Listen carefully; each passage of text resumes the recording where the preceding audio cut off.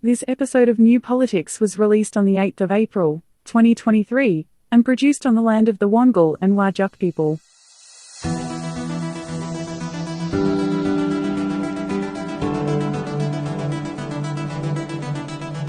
Welcome to New Politics. In this episode, we look at the wash-up after the Aston by-election. Was it a Labor victory or a Liberal Party loss? And celebrating the life of Yunupingu. What does it mean for the voice to Parliament? I'm Eddie Djokovic, editor of New Politics. I'm David Lewis, announcing my nomination by Shady Silka to clean up the Liberal Party. We've also got a book sale up until April the 30th, and that's a 30% discount on all of our books, including the recent Diary of an Election Victory, which gives a fantastic outline of the 2022 federal election. And David, you and I have got multiple copies of all of our books, but this deal is so good that I'm really tempted to order some more books just so I can get this very generous discount. I've already sent my order through for another couple more. This is too good to be true. It's almost like shoplifting without the moral and legal implications. And the details for ordering these books directly from New Politics can be found at our website at newpolitics.com.au. And to get the 30% discount, just use the coupon April 2023 in the checkout. And also a big thank you to all of our Patreon subscribers. Without your support, we wouldn't be able to produce the New Politics podcast every week. So thanks for your support. Yeah, I'd just like to thank our Patreon supporters too. It's a pleasure being able to come in every week and talk about this stuff, and I can't thank you all enough. So thank you. And if you'd like to support New Politics, you can support us through a Patreon subscription, but whether it's a subscription or whether you just want to listen in, read our material online or buy a t-shirt or buy a book, it's all available at newpolitics.com.au, and all of this is a good way to support independent journalism.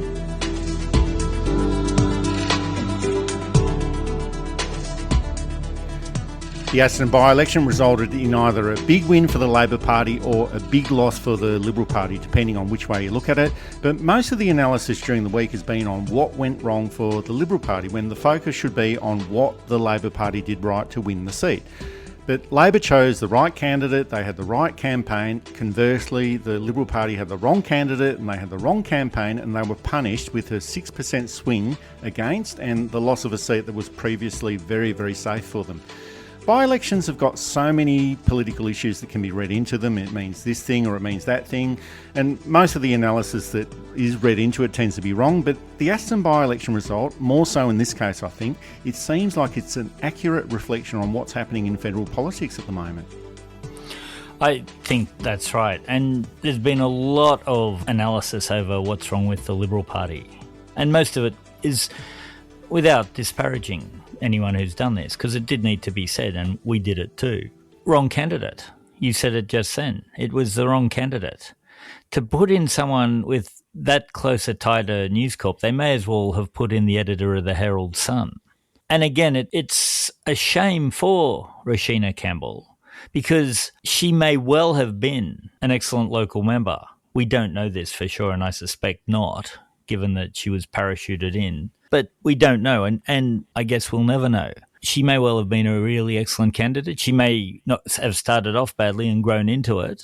The Liberal Party has basically thrown away the seat of Aston. I don't think they'll ever get it back. What Labor did right was, firstly, a strong local candidate. I don't think you can really overestimate how good a strong local candidate is. And I know that both parties like to get in celebrities. And by celebrities, I mean prominent people who have a national profile or at least a state profile. But I think most of the time, you're better off going for the well-regarded mayor, the prominent business person who has a good reputation for honesty and integrity, the community worker who knows the district and its issues and more or less reflects the values of the electorate. You don't want these far-right people going into what are essentially moderate seats. This is how you end up with less than 40 Liberal Party members across the country. This is how you end up with the party dead in Western Australia and Queensland. There's no coming back from those figures. The party dying in Victoria. The far-right rump who took over the Liberal Party is paying for it. Labor was able to capitalise on this.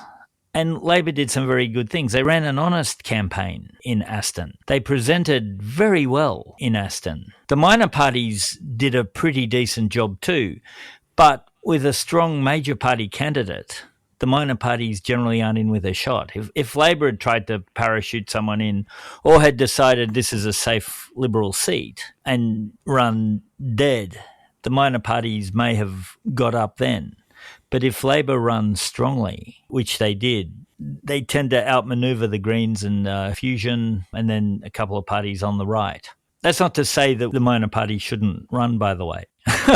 They should run. They should continue to run because inevitably Labor will start to fall down. But Labor seems to be taking the change, and this is the broader thing I've been alluding to. There is a change in politics. We've reached the end of the neoliberal failed experiment. We've reached the end of far-right ideas taking hold. Now, I know that there'll be some Queensland people in the region saying, oh, no, these are our beliefs. But these are fringe beliefs. They aren't taken seriously. The other thing too, and we knew this in Victoria anyway, is that if there was any chance of media influence, mass media influence being a thing, it's gone.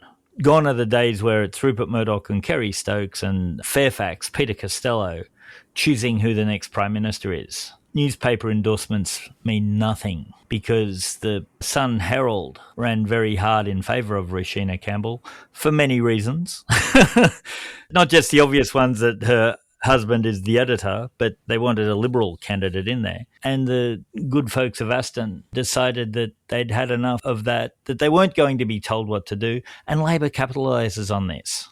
Absolutely, but I think it was a by-election that was more than the sum of all of its parts, politically speaking. The Labor candidate, Mary Doyle, she easily won the seat from the Liberal candidate, Rashina Campbell. And now, there can be a range of opinion polls, opinion pieces in the media, predictions about what's going to happen, speculation about all of these sorts of things, but nothing beats the hard, cold data that's presented in an actual election result. And that's pretty much confirming that the Labor government is doing very well under Prime Minister Anthony Albanese and the Liberal Party is doing very poorly under the leadership of Peter Dutton. And the Labor government is presenting as a very competent outfit. And after all of the noise levels that kept on going into overdrive during the time of the Liberal National Coalition in government, which always seemed to be consumed with dramas, climate change, wars, culture, war issues, all of these things that don't really matter that much to the electorate, such as religious discrimination, transgender issues, all of that going on about woke issues and abusing everyone within earshot just because they wanted to have the right to do those sort of things. But things have become more quiet since May 2022, where government is getting back to what we'd expect a government to be doing, not just creating division within the community, and not just seeking political opportunities at every opportunity. And that's not to say that the Labor government's been perfect federally, but I think this change in the way that a government behaves has been appreciated by the electorate. Of course, not everyone, but I think because of this behaviour and because of this change in the way that the government is operating, the electorate has rewarded the Labor government with a by-election victory in Aston. Yeah, as a historian, I must point this out. The first time in over 100 years that a government has won off an opposition seat in a by-election. It's a remarkable achievement. It really is. And we're living in a period of remarkable achievements. The National Party's primary vote remains about where it's always been. You'd think that it would be tied up in the wash, but it's not. It's the opposition in Western Australia, for example. It's essentially the opposition, well, in Queensland they combined. But when you look at the election results, the National Party hasn't changed much. It went down a bit, but not the disastrous levels that the Liberal Party did. The other thing too is that Labor, I think, has recognised that there are no safe Liberal seats. I would say that if I was a Labor Party strategist and I charge the same amount for advice to the Labor Party as I do to the Liberal Party, I will be assuming that there are no safe Labor seats either and look at why there are still safe Labor seats. And I would look at the quality of candidates. Not everyone in the Labor Party is the sterling figure that you'd want all of them to be, but there are some quite impressive people throughout the Labor Party in a way that there isn't in the Liberal Party or the National Party, for example. If I was Labor, I would be looking at somehow reforming factions in terms of you can't get rid of your factions because that's what makes the party the party. People with different ideas, with some similar core common beliefs, but different ideas as how to achieve them and how society should be structured. But I would probably make the national conference a bit more active rather than just a collection of predetermined votes. Well, the Labor Party seems to have hit that spot where it's sitting quite comfortably politically. They're in office in every government across Australia except for Tasmania. Anthony Albanese seems to have slotted into the role of Prime Minister very well over the past 11 months, and Labor is in a very strong position pretty much everywhere. There is a little bit of trouble for them in Queensland, but we can see that they're preparing for a generational leadership change with Stephen Miles as the deputy leader being prepped up to become the leader eventually. I don't know when that will happen, but it's obvious that that's what they're planning to do. But everywhere else, they seem to be in a very, very strong position. And it's not like this just appeared out of nowhere. It's been a lot of hard work over many years. They followed many of the recommendations from their election losses over the past decade. They've chosen good local candidates, as you mentioned before, David, who have got that grassroots connection with the community, and Mary Doyle was another example of that in the Aston by-election. And all political parties do need to move with times, and I think that's what the Labor Party has done over the past decade. And perhaps over the next 5 to 10 years, Labor's biggest problem is going to be complacency and not managing expectations very well. Longevity is another issue where the electorate just gets sick of seeing the same faces over and over again, or if it's power without purpose, which is what has plagued the Liberal National Coalition for a long time whenever they've been in office. They do get into office, forget about why they're there, and then they don't know what to do with themselves once they actually get there. And just like the Labor Party learned a lot of lessons from all of their previous election losses, I think the Liberal Party, whichever form it does take on, and centre-right politics, they will adapt and return at some point in the future, even if it takes them 20 years or so to go through and learn those lessons of continuous electoral losses. But at the moment, I just don't think they're fit for anything. Whenever they do return to office, they'll return as something different because in their current form, they're obviously unelectable. And that's just not me taking pot shots at the Liberal Party. Election loss after election loss, and now this by-election loss in Aston, the evidence does suggest that the Liberal Party is totally unelectable at the moment. There's not really a spot in the modern Liberal Party for the urban Liberal. The small business person, the person who prefers small government, the person who values the traditional family model. The types of people who John Howard could attract, even though he had no real interest in them. It's the type of people that Malcolm Fraser would argue he was representing. It's definitely the types of people who Holt, Gorton, McMahon and Menzies said they were after. Now, one of the things too is that demographics have changed. We don't have a middle class in the traditional sense anymore, and we don't have a working class in the traditional sense anymore. There's still elements of industrial working class around, of course, but the middle class is shrinking in terms of its income, its disposable income, its time, etc., or at least it hasn't expanded. And that's a failure of a Liberal government who nearly all of them managed to expand the middle class, either through fluke or through policy, till you get to Howard where it starts to shrink. And Howard was able to use resentment as one of the tools to keep his electoral success up. Part of it was resentment, because he pushes it too far in the early days and you get the formation of One Nation and other far-right groups. But once he gets the balance right, he's still able to at least be seen to represent those people who are just on the cusp of what was the middle class and what was the working class, and who are caught between these new definitions of economics. I don't think Dutton has the skill, and I think what Anthony Albanese has done well is to give the impression, at the very least, that he represents everybody and that he's trying to be a unifying leader and Bob Hawke consensus leader. Let's get everybody in, let's talk to them. And he's got an opposition that's not interested in consensus, because if they concede anything, they've suddenly lost their raison d'etre.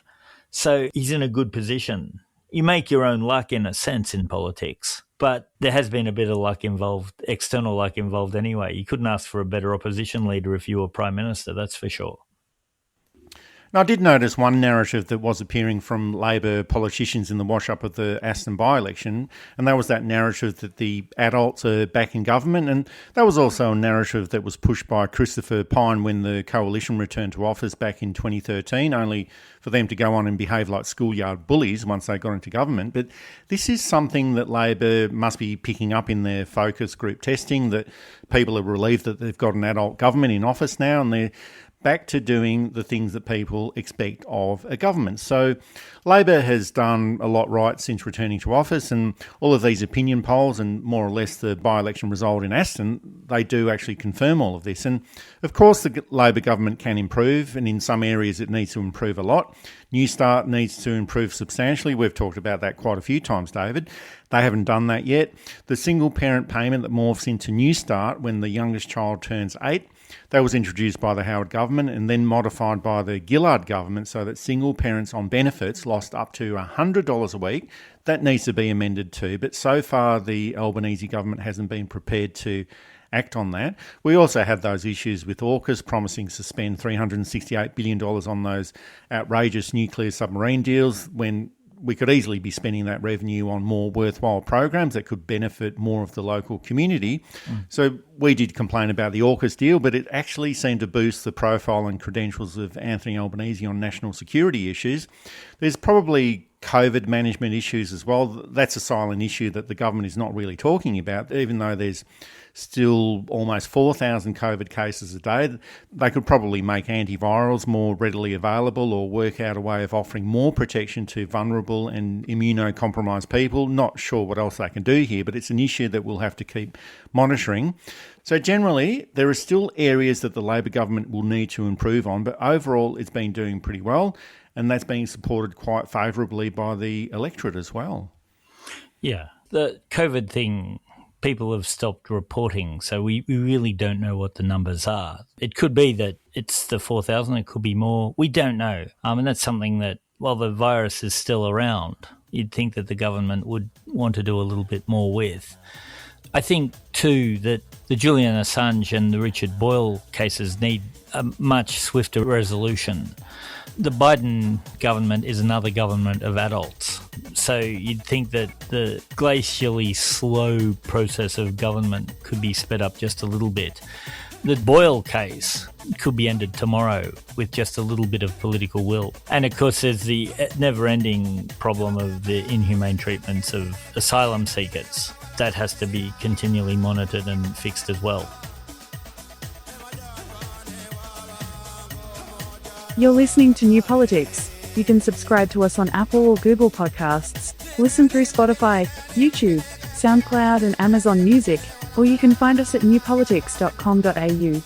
And you can now support New Politics through Patreon.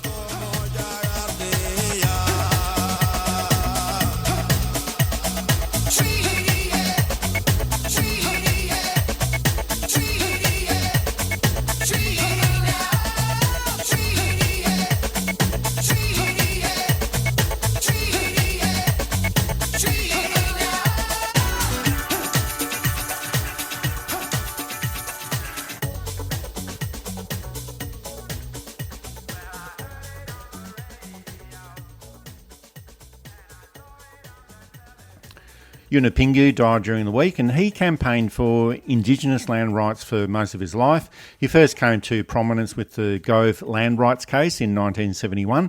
That was unsuccessful, but it did give rise to the Woodward Royal Commission, which then resulted in the Aboriginal Land Rights Act, which in turn gave rise to the Mabo decision in 1992. Yunupingu was a highly respected member of the Australian community. He was the Australian of the Year in 1978 and said that he would always continue to fight for the right for Indigenous people to make decisions about their own land.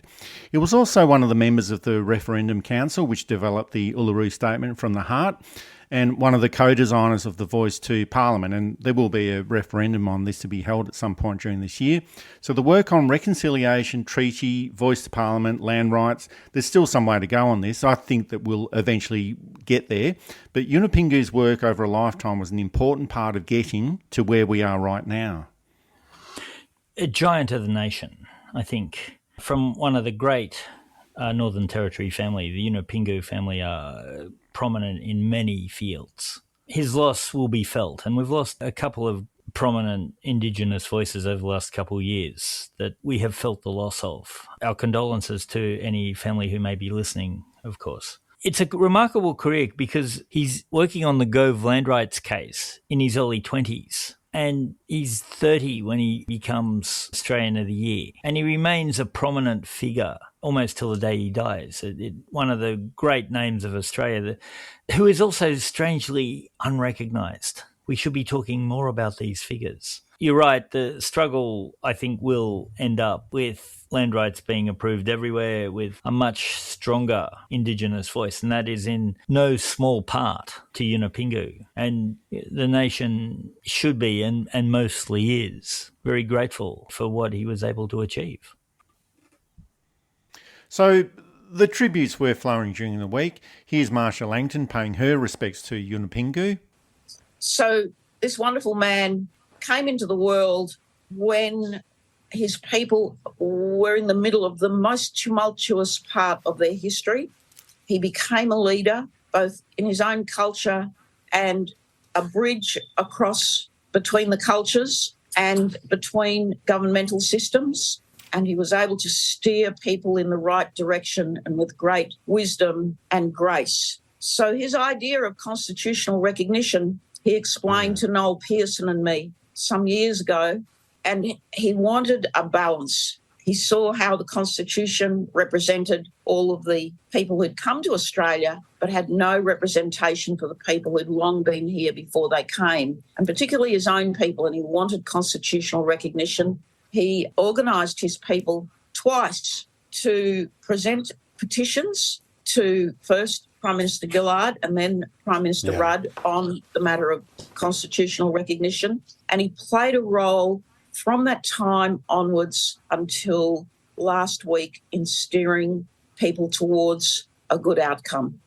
He was, I think, gracious when the Prime Minister spoke to him. I was not privy to the conversation, but the Prime Minister did speak to him on Zoom, and his family were surrounding him.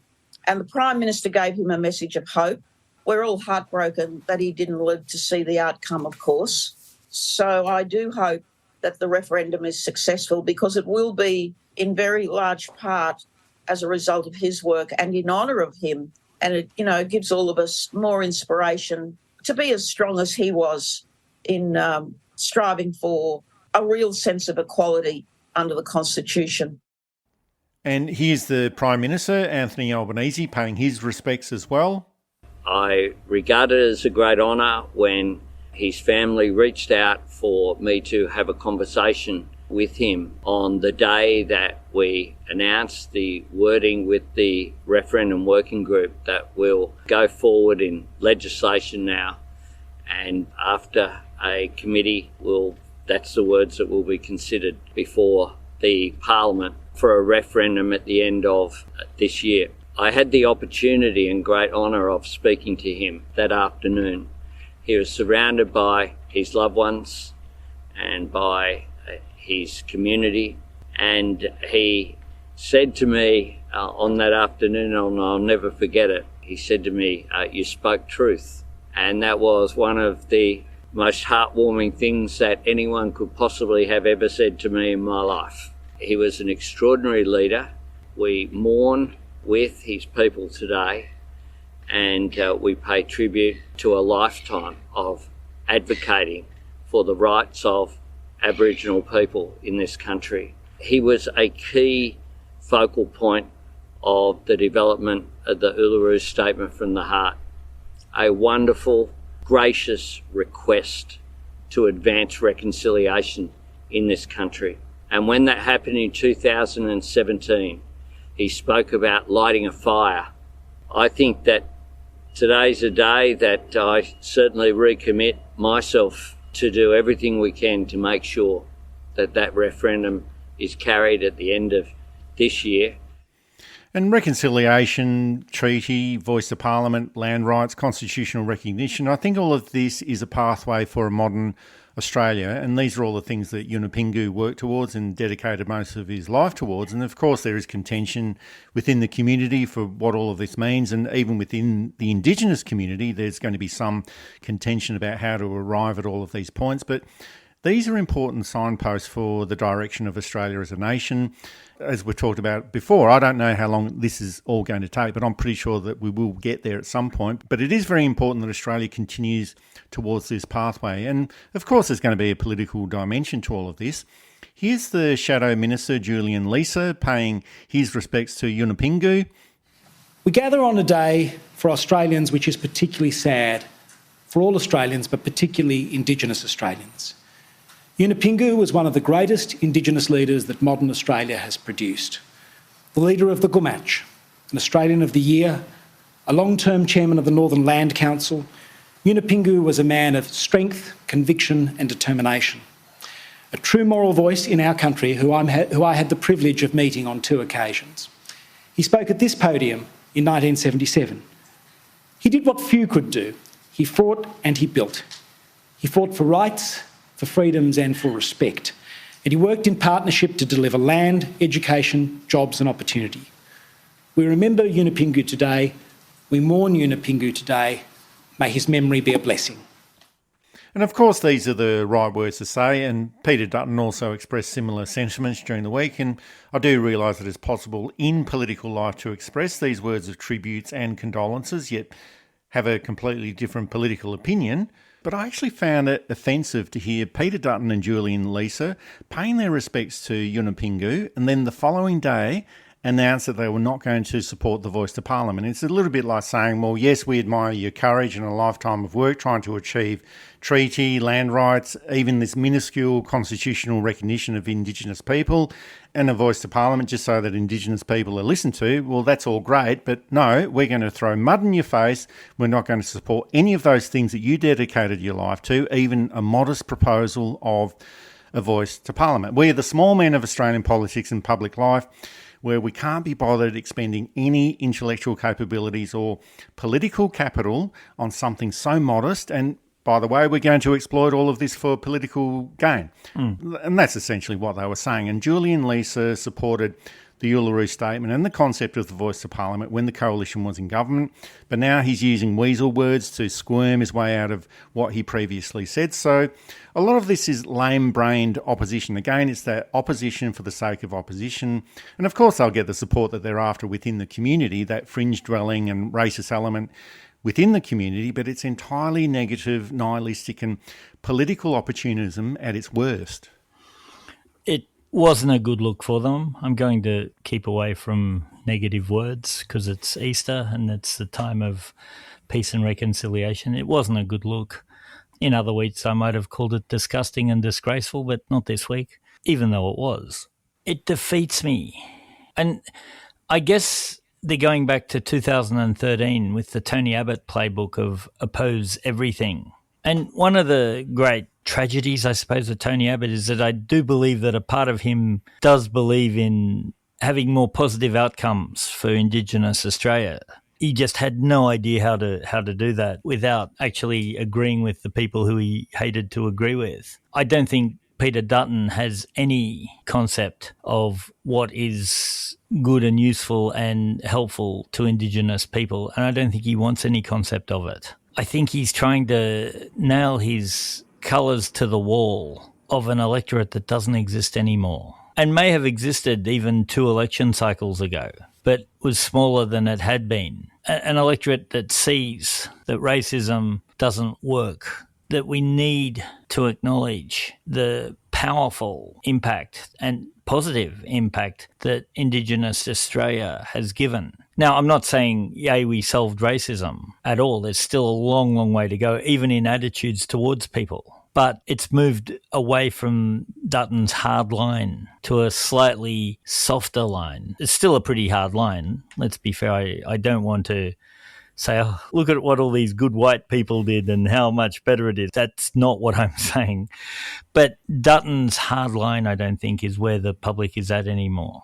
Oh, and I think that's right. But fresh from their defeat in the Aston by-election, and David, it is Easter time, so I'm trying to be as positive as I can and as constructive as I can. But I think the Liberal Party has missed a big opportunity for change. The voice of Parliament, it wasn't really an issue within the Aston by-election, but I think the voice of Parliament could have been used by Peter Dutton and the Liberal Party to announce to the world that they're changing their tune. And of course, this has probably got nothing to do with the voice itself, but it could have sent the message out to the electorate that the Liberal Party is learning and listening. It's going to start being more responsive, more constructive, and work towards solutions rather than being obstructive and saying no to everything. But for me, if anything, Peter Dutton seems to have doubled down, and it's like he's giving a big FU to the electorate for handing out a big defeat to the Liberal Party in the Aston by-election, and now he's retaliating against the public. Here's what the Premier of Victoria, Daniel Andrews, had to say about it. This is our moment. We need to give Aboriginal and Torres Strait Islander people a voice and deliver in full on the Uluru Statement from the Heart. And it is absolutely breathtaking, it is appalling for the Liberal Party to say that this is an act of division. This is an opportunity and an obligation for national unity. That's what this is. Putting right the injustices of the past, or at least taking a big step towards doing that. Do you think that you get unity by telling First Nations leadership who gathered and laid down that Uluru Statement from the Heart, telling them that they were wrong? That's a unifying act, is it? This is appalling. It is absolutely appalling. And the Liberal and National Party, despite any state-based weasel words, stand condemned. To campaign against this is just wrong.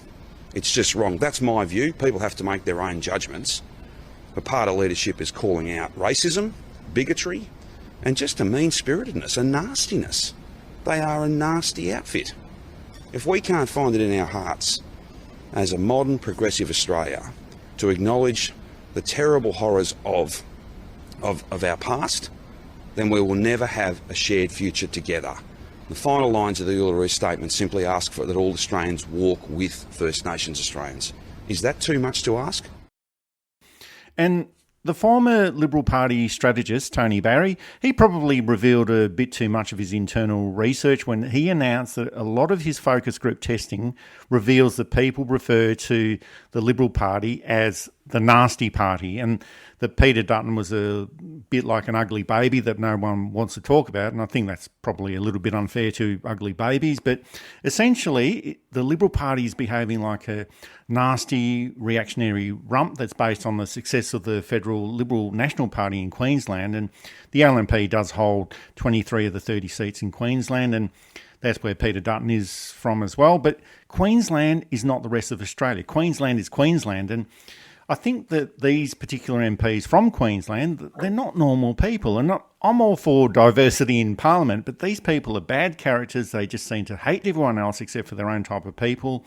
And the type of politics that Dutton is exuding over the entire Liberal Party, I think it's ultimately going to destroy the Liberal Party. And of course, there are going to be different viewpoints within the Liberal Party. Here's Bridget Archer, the Liberal Party member for Bass in Tasmania. What I reflected in the party room was we actually had the chance to do something and we didn't, and that reasonably we would be criticised for not taking action ourselves. And by not doing that, you've essentially vacated the field, and you can't say that, we would do it differently because you didn't. For me, there is a moral imperative at this point to support this campaign. We're going to have a referendum. The Australian people should ultimately have their say, and my view would be the best thing that the Liberal Party could have done at this point would just be to get out of the way of that, and that's not what they've decided to do. The government took this to an election. Whether we might have done it differently, we didn't. The government took it to an election. I think that they have certainly got a mandate for a referendum. But she must be thinking, well, what's the point of being in the Liberal Party if I'm trying to be the voice of reason within the party and I'm not being listened to? And the Liberal Party is also threatening to disendorse Bridget Archer before the next election. So there's a strong chance that she'll quit the party and remain in Parliament as an independent. And just like Andrew Wilkie, go on to remain in Parliament as an independent member for a very, very long time. But I think we're at the point where we just have to start questioning the political sanity of the Liberal Party. And I'm not suggesting this just because I agree with what Bridget Archer is saying. It's just that the world has moved on and the Liberal Party seems to be highly influenced by a paranoid group of reactionary MPs from Queensland, and they're mainly men. And they seem to be very happy to be stuck in the past and be left behind in the political wind. They were left behind on same-sex marriage several years ago. They were certainly being left behind as far as election results are concerned, and they're probably going to be left behind on the voice to Parliament as well. So I think it's just a question of how far do they want to be left behind on these issues before they realise that they're going down the wrong path. It's notable, I think, that the Western Australian Liberal, one of the two of them, the Tasmanian Liberal Party, the South Australian Liberal Party, New South Wales hasn't because they don't have a spokesperson as yet, and Queensland haven't. But the state Liberal parties have, those that are in a position to, except for Queensland, have all come out in favour of the voice and will be campaigning for it. Let's be fair, some of that is political expediency. Some of it is noticing that the time is right, and some of it would be a genuine feeling that this is the right way to go. Just from a personal, yes, I think it's time for this stuff. I think Peter Dutton is putting himself at odds with the rest of the party. And the other thing too, we have to look at the Teal candidates. All of them would have voted Liberal under a different party and found that the party had moved so far from their values that they had to run as independents. I think that there's a party out there that comprises the types of values that the Teal independents espouse. That is Malcolm Turnbull, it's Bridget Archer, it's Simon Birmingham, it's Kylie Tink, Monique Ryan. That type of political view. Ken Wyatt would probably fit into there. There's probably a few in the Labor side too that fit in there you could form a viable party out of. Now, I'm not saying that one, that these people should form a party, or two, that these people are a party, which I've had conversations with people where they've said, oh, it's obvious that the Teals are an unofficial party. I don't think it is that obvious because I don't think it's true. But I'm just trying to draw a picture of the type of voter that the Liberal Party should be aiming at. Really, it's your Menzies voter 7 years down the track, given all the changes in society. Now, Menzies wouldn't have approved of all of the changes in society, and he wouldn't have understood half of them. It's a reflection of the broader political spectrum of mainstream Australia. So on the, we'll call it the right, you have those types of people who I just mentioned, through to the centre, and they're quite centrist, really, in terms of the left and right dichotomy, which would have broken down in this country a long time ago if it wasn't for the extremist elements who dragged everything to the right. And then on the left, you have a lot of the rest of the Greens, maybe a lot of the rest of the Labor Party. And the middle, where the split is somewhere far to the left of the federal Liberal Party at the moment, which is why I think they're irrelevant. They're not talking to the people of Australia. They're talking to their little rump. So times have changed. The tide of history has moved along without the federal Liberal Party, and that's why they're in crisis. If the by-election in Cook that is allegedly coming, with the member for Cook having found a job overseas. Yeah, and there's also talk about Stuart Robert resigning from Parliament as well in Fadden. The seat of Fadden and the seat of Cook, Queensland and New South Wales respectively. It'd be interesting to see. Cook is an extremely safe Liberal seat. Well, it has been held by the Liberal Party for some time, and Scott Morrison holds it at the moment with a 12% margin. He did have a swing of 6% against him at the last federal election, but still that would be a difficult seat to lose, although there were swings towards the Labor Party of around 15% in those areas in the New South Wales election a few weeks ago, so anything is possible. And in Fadden, that's a seat in Queensland, well, that might be a possibility too, so you never know. Fadden is a changing demographic. So I suspect that the Liberal Party may lose those next two as well. I'm not as convinced that they'll lose Cook, but the Labor candidate there was very strong in the last election, and he might just get over the line this time. Fadden, I think that's gone. And in terms of numbers, it puts Labor into a very comfortable position, puts them 4 or 5 ahead if Labor were to win those seats. So that makes the government's job a bit easier anyway. So have they learnt their lesson? Probably not. Is there a major reform which will be ugly and awful and terrific if you're on the sidelines watching this? Because that's what we do. Probably. We're in a time of flux in Australian politics, and we'll be here to watch it. That's it for this episode of New Politics. Thanks for listening in. And if you'd like to support our style of journalism and commentary, please make a donation at our website at newpolitics.com.au. We don't beg, plead, beseech or gaslight you about journalism coming to an end. We just keep it very simple. If you like what we do, please send some support our way. It keeps our commitment to independent journalism ticking along. I'm Eddie Djokovic. Thanks for listening in, and it's goodbye to our listeners. I'm David Lewis. We'll see you next time.